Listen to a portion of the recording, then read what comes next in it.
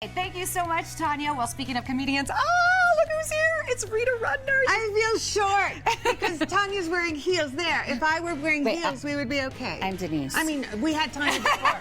Wait a minute. You want to see something? You're absolutely right. Here, I'm sorry. I'll take Denise. off my heel. I'm Denise. There we go. Oh, there we go. She's next. Stay with us. We'll tell you where you can see her this weekend. Denise, Tanya, Rita. Tanya, Rita, Angelina Jolie. Brad Pitt. Hi there, good morning. Thanks for staying with us here on Colorado and Company. I'm Denise Plant, and we have a very special guest this morning. She's in the house. Our favorite in Vegas for the very clever one-liners. Comedian Rita Rudner is performing at Denver's Comedy Works this weekend, and it's so nice to have you. nice to be here. I'm admiring your decor. Thank you. I don't know if I should tell you what the pattern that I've named this. What? Pap smear. Well, now. Can I say that? Possibly. Well, you said it. I just looked at them, and that's what came to mind. And I figured it's not a dirty word. No, it's not a dirty word. It's a word you can use in conversation. It's not a word that comes up often in conversation, but it came up today. Absolutely, it does. That's the first time I think I've ever heard pap smear on Colorado and Company, but welcome. Let's say it again. Let's say it together. 1, 2, 3. Pap smear. Okay, we did it. Let's talk about married life. How long have you been married? Pap smear. That's all I want to say today. I've been married 29 lovely years, almost 30 years that we've been together. And this is how, because I don't know, I had all these preconceptions about I shouldn't marry anyone in show business, and I, should marry somebody who looked like this and who did this. And I ended up, my husband produces comedy shows, and that's how we met. He saw me perform at Catch a Rising Star in the 80s, and he was producing a show for the Edinburgh Festival in Scotland, and he hired me, and then he paid me, and then we got married. And it still works. That's great. Yeah, but it's just, I did something backwards because I slept with a producer after I already had the job, which that doesn't really happen in Hollywood. Yeah.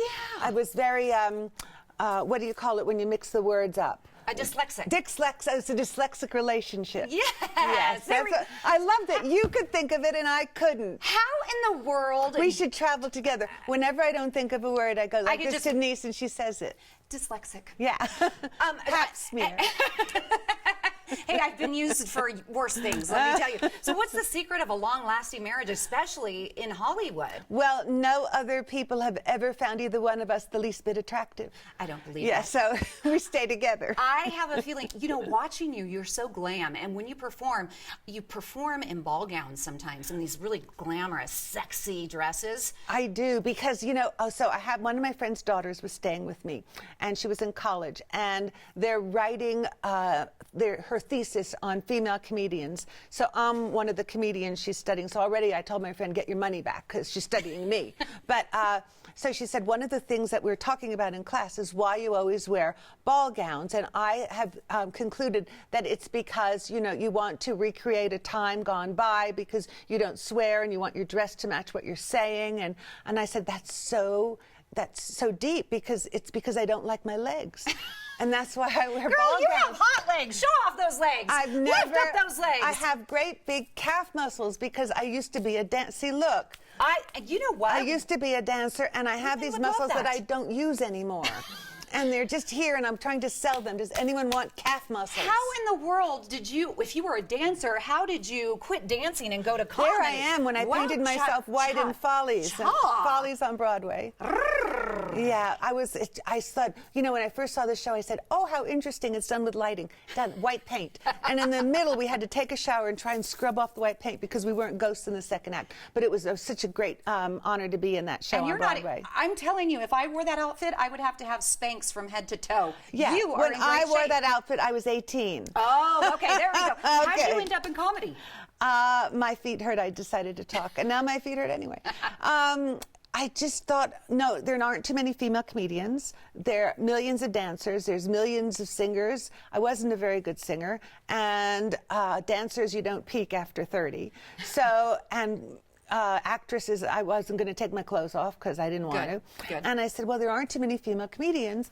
I'll try that. And then I just fell in love with comedy. And to this day, I love it. And I'm still writing jokes in my my notebook to try tonight. And I'm so excited. Whenever I get a new joke, it really thrills me. Is that what happens? Like you could just be sitting here or you're driving and all of a sudden, I'm going to try that. Yeah, no, I have to write it down and then I have to massage it till I have the wording. Then I have to fit it into. It's complicated. It is complicated. And I was doing an interview a long time ago with Alan King, a comedian, Alan King, and he said, "Ever try booze?" And I said, "No, I never did, Alan. I'd try this."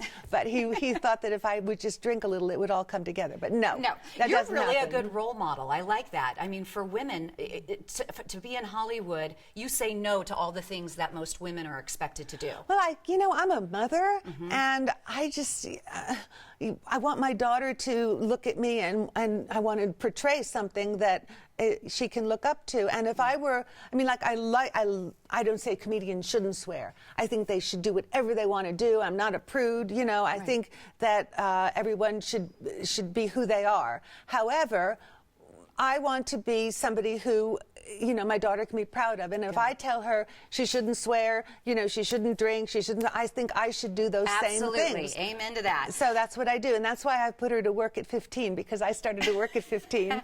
And she's a singer-songwriter, and she's out there making money, and she opens for me. Oh, she does? Yes, her name is Molly Bergman. Yay. And she's on YouTube and MeTube and HimTube, whatever those tubes are. I can't wait to see her. So we could see her at Comedy Works? No, she's not here. Now she has to go to school, but in the summer. Oh, she opens for you. Okay. And when I do things, she does things in Las Vegas, around and in restaurants. And Very nice. Yeah. So let's go back to the marriage part of things. I've been with my husband for 25 years, and sometimes just to, spice it up a little bit, I do things to drive him crazy. Just to drive, really? Yeah, like I know. I just simple things. Okay, I'm going to tell you something that he doesn't know. Backing out of the garage, I've dented the right side of the car, and he never goes to that side.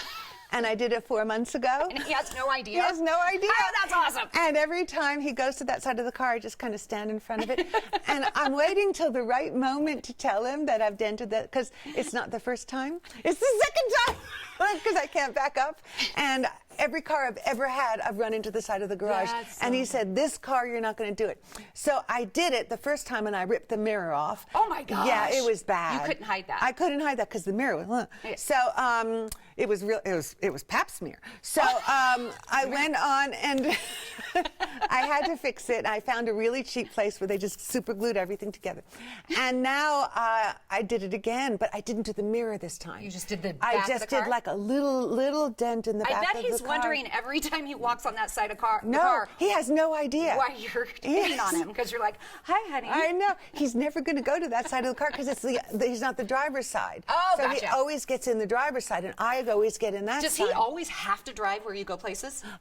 No, because I have my own car. It's good for my you. car. But whenever we go into my car, I go, "Oh, would you like to drive?" So he goes and he drives. One time he had 2 glasses of wine and I didn't have any, so I was drinking.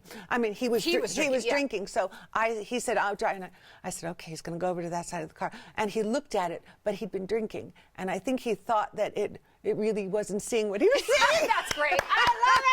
Rita Rudner, thank you so much for coming on the show. I can't wait to see you at Comedy Works. Don't tell him that I did that to the car, because I'm waiting till he's in a good mood, and it might be quite some time.